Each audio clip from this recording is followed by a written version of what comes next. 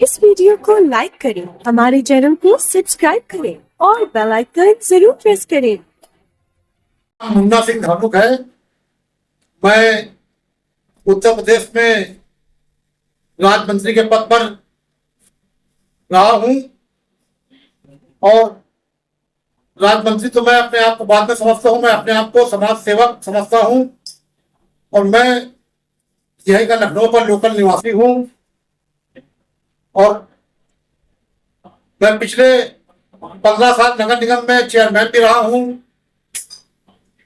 और समाज में जो समाज की समितियां बनती हैं, जैसे उत्तर प्रदेश धानुक विकास समिति, उसका मैं 3 साल प्रदेश अध्यक्ष रहा और भी तमाम संगठन है जिसमें संरक्षक हूँ, अध्यक्ष हूँ।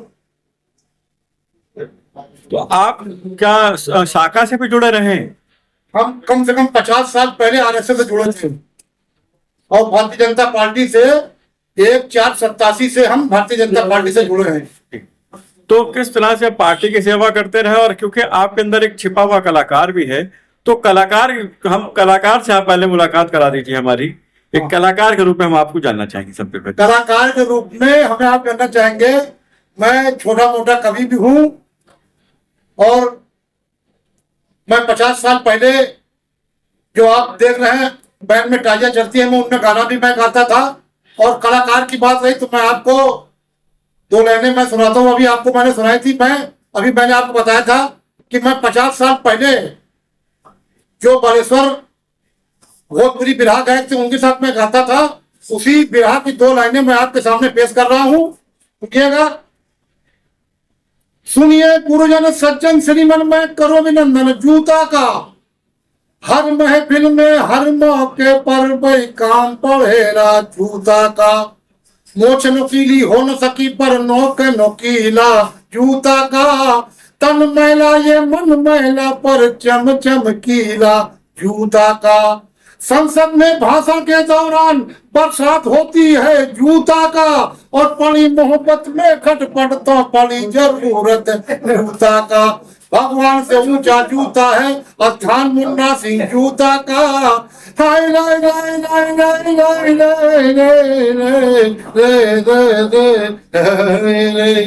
भगवान से ऊंचा जूता है अस्थान मुन्ना सिंह जूता का। क्यों कि पूजा करे मंदिर में और ध्यान लगाए जूता का। ये हमारा छोटे मोटे कलाकार का परिचय है जी सर। इसी के साथ साथ क्योंकि आप ये तो बहुत पुराना आपका भोजपुरी कला था, तो आप कुछ अभी जो आपने लेटेस्ट लिखा हो, बिल्कुल नया लिखा हो और कुछ कहना चाहते हो, वो भी हम आपका सुनना चाहेंगे। देखिए, हम कवि सम्मेलन करते हैं जी और कवि सम्मेलन में बहुत तरह तरह की बातें होती उसमें, और उसमें कवि सम्मेलन में गाना तो होते नहीं है, उसमें मुशायरे होते हैं जी। जैसे हद से ज्यादा भी प्यार मत करना, हद से ज्यादा भी प्यार मत करना, हद से ज्यादा भी प्यार मत करना, और दिल हर एक पे निसार मत करना। हद से ज्यादा भी प्यार मत करना और दिल हर एक पे निसार मत करना। और क्या खबर जाने कहां रुक जाए, सांस का एतबार मत करना। क्या बात है। क्या खबर जाने कहां रुक जाए, सांस का एतबार मत करना। तीर तेरी तरफ ही आएगा, तीर तेरी तरफ ही आएगा, यूं हवा में शिकार मत करना। वो आईने की नजर न लग जाए, आईने की नजर न लग जाए, इस तरह से श्रृंगार मत करना।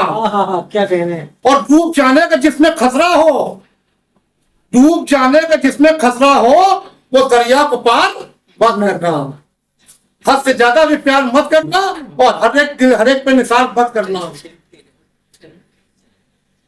अच्छा सर, ये इसके साथ साथ हम ये पूछना चाहेंगे, क्योंकि लगातार आप चतुर्थ श्रेणी और तृतीय श्रेणी के कर्मचारियों की बात भी करते रहे, उनके हक की लड़ाई भी लड़ते रहे लगातार। लेकिन पिछले देखा जाए 2017 के बाद से लगातार सरकारी नौकरियां घटती चली जा रही हैं, हर विभाग में बहुत कम होती जा रही है। और खासकर सफाई कर्मचारियों की बात की जाए तो सरकार ने उसको बिल्कुल ही निजीकरण को दे रखा है। इसकी क्या वजह रहेगी? देखिए, निजीकरण की जहां तक बात है तो केवल सफाई व्यवस्था निजीकरण में नहीं है। इस समय वर्तमान समय में चाहे बिजली विभाग हो, चाहे वो नगर निगम हो, चाहे जल संस्थान हो, चाहे लखनऊ विकास प्राधिकरण हो, हर विभाग में, यहाँ तक कि पहले सेना में कार्यदायी संस्था या संविदा की कोई पद नहीं था, लेकिन आज सेना में भी कार्यदायी संस्था के माध्यम से, यहाँ तक कि अभी हम आपको एक बात बताएं, अभी हमने पेपर में पढ़ा था, जो पायलट हमारे नौजवान हैं, जो प्राइवेट कंपनियां लाइन से जो उनके जहाज चलाते हैं, उनको 40,000 वेतन मिलता है। वो लोग कार्यदायी संस्था में काम करते हैं और 6-6 महीने से उनको वेतन नहीं दिया गया है। हम लोग बराबर सरकार से यही मांग कर रहे हैं कि प्राइवेटाइजेशन खत्म करके हमको रिप्लेस किया जाए। जिस तरह आप बिचौलियों को प्राइवेट संस्था में ये होता है, हमारी मांग ये है कि आप प्राइवेट भी अगर कर रहे हैं तो डायरेक्ट हमको आप क्यों नहीं दे रहे हैं?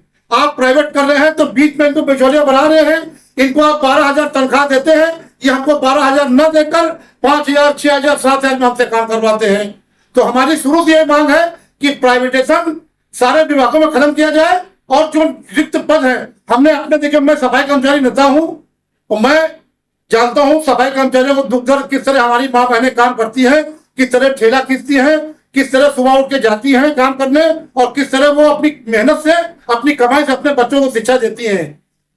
लेकिन सरकारी नौकरियों में आप देख रहे होंगे, सारे अधिकतर जो रिक्त पद हैं, चाहे वो शिक्षक के हो, चाहे पुलिस विभाग में हो, सब कहीं भर्तियां हो रही हैं, लेकिन नगर निगम में सफाई कर्मचारी के पद पर नियुक्तियां नहीं हो रही है। हमारी सरकार से ये मांग है, जो लखनऊ में जितनी आबादी है उसके हिसाब से, जो आपका शासनादेश, आपका मानक है, उसके हिसाब से शहर में सरकार सफाई कर्मचारी की नियुक्तियां करे और जो रिक्त पद खाली है वो रिक्त पद जाए और जो संविदा सफाई कर्मचारी है उनको नियमित किया जाए। सर, जिस तरीके से अभी हाल में ही राम की कंपनी जो है हैदराबाद की कार की है, हाँ। उसको ठेका दिया गया था नगर निगम द्वारा सफाइयों का, गली मोहल्लों सड़कों का। तो जिस तरीके से अभी सामने आया है कि ठेका देने के बाद भी वो ठेका दूसरे को तो ठेका दे रहे हैं, तो उसके ऊपर उत्तर प्रदेश सरकार द्वारा उस पर जांच के आदेश भी दिए गए। उसको किस तरीके से आप देखते हैं? उस पर देखिए, ठेका जो दिया गया है और जो उसके जांच के आदेश दिए गए हैं सरकार, जिसको ठेका दिया वो भी ठेका दे रहा है। ठेका हमने आपको दिया है, आपने इनको दे दिया है। वही आप जानना चाहेंगे जो मेन कॉन्ट्रैक्टर है, पेटी कॉन्ट्रैक्टर हो गया। हाँ, पेटी कॉन्ट्रैक्टर जो है, वो जो जिसको आप देंगे वो पेटी कॉन्ट्रैक्टर। लेकिन ये गलत है, जो ओरिजिनल ठेकेदार है, काम हमसे वही ले, वही हमको वेतन दे। इसमें हम चाहते हैं जो बीच में बिचौलिए हैं इनको हटना चाहिए। सर, जिस तरीके से एक चीज और सामने आ रही है, जो राम की कंपनी जो इस वक्त में महिला कूड़ा जाकर उठा रही है घरों घर से, उसके बाद जब कूड़ा तो उड़ जाता है, गलियों में सफाई और झाड़ू की बात आती है, नालियों की सफाई की बात आती है, तो देखा जाता है कि वहां पे कूड़ा उठाने तो कोई और आता है, सफाई और नाली साफ करने के जो लोग आते हैं वो कभी आते हैं कभी नहीं आते। काफी मोहल्लों में गंदगी देखी जाती है, उसके बाद सुपरवाइजर शिकायत की जाती है, उस पर कोई सुनवाई नहीं होती है। इसकी ये गलती कहाँ तक किसकी मानी जाए, कहाँ तक? भाई देखिए, शहर की आबादी के हिसाब से पूरे शहर में रोज पूरे शहर की सफाई नहीं हो सकती है। जितने कर्मचारी हैं ना उनके पास तो संसाधन है। सबसे बड़ी दिक्कत की आपको बताते हैं, जैसे गलियों में आप बता रहे हैं कूड़ा निकाल के रख दिया जाता है, उठाया नहीं जाता है। सबसे बड़ी समस्या ये है कि जो उनके पास हत्थू ठेला होता है, उसमें वर्तमान समय में जैसे आप 3 लोग हैं, 3 लोगों की सड़क बराबर है, तो जो पहले आ जाएगा कूड़ा ठेला पहले उसको मिलेगा, जो बाद में आएगा पहले ठेला उसको मिलेगा, और जिसको आखिरी में नंबर आता है फिर वो कूड़ा छोड़ के स्वाभाविक चला जाएगा जब उसको 2-3 में ठेला का नंबर आएगा। तो जो सफाई के उपकरण है उनकी भी समस्या है, प्लस सफाई कर्मचारियों की बड़ी समस्या है। इसलिए शहर की सफाई जो है प्रतिदिन रोज नहीं हो सकती है। सर, सरकार तो सफाई मुक्त की बात कर रही है। सरकार सफाई मुक्त की बात कर रही है, लेकिन देखिए कहने में और करने में ये आप भी जानते हैं। जी थोड़ी है लोग हमसे कहते हैं कि आप बहुत तेज बोल रहे हो। मैंने कहा क्या करें, मेरी आवाज ऐसी है। ठीक है। मैं किसी के पक्ष में नहीं बोलूंगा, जो सत्य बात होगी मैं वही बात कहूंगा, चाहे सामाजिक बात हो और चाहे राजनीतिक बात हो। भाई सत्य को सत्य तो कहेंगे। अब ये थोड़ी कि अगर हम मान लिया पार्टी में तो हम सत्य को गलत कहेंगे। हम बताइए सर, गजल आपकी सुन। मैं आपको एक गजल सुना रहा हूँ। मैं होश में था, मैं होश में था, तो फिर उस पे मर गया कैसे। मैं होश में था, तो फिर उस पे मर गया कैसे। ये जहर मेरे लहू में उतर गया कैसे। क्या बात है। मैं होश में था,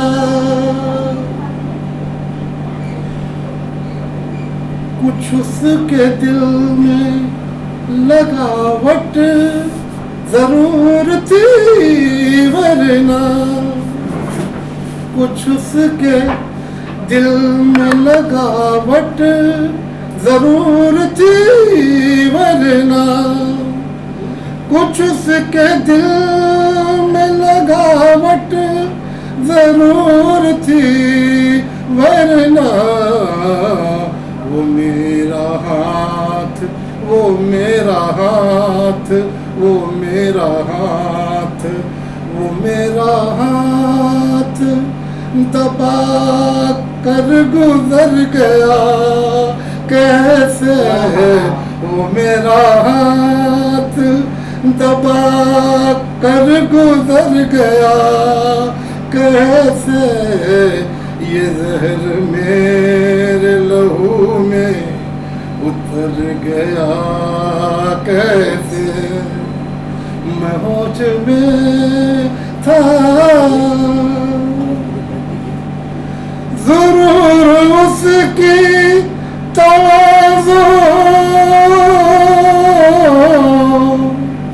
जरूर उसकी तवाज़ो की रहबरी होगी। नशे में था, नशे में था, नशे में था, नशे में था, तो मैं अपने ही घर गया कैसे। नशे में था तो मैं अपने ही घर गया कैसे। ये जहर मेरे लहू में उतर गया कैसे। मैं होश में था। आखिरी बोल है, जिसे भुलाए कई साल हो गए मुन्ना सिंह। जिसे भुलाए कई साल हो गए मुन्ना सिंह। जिसे भुलाए कई साल हो गए मुन्ना सिंह। मैं आज उसकी मैं आज उसकी गली से गुजर गया कैसे। मैं आज उसकी गली से गुजर गया कैसे। ये जहर मेरे लहू में उतर गया कैसे। मैं होश में था तो फिर उस पे मर गया कैसे। मैं होश में था तो फिर उस पे मर गया कैसे। ये जहर मेरे लहू में उतर गया कैसे। ये जहर मेरे लहू में उतर गया कैसे। बहुत बहुत बहुत अच्छा।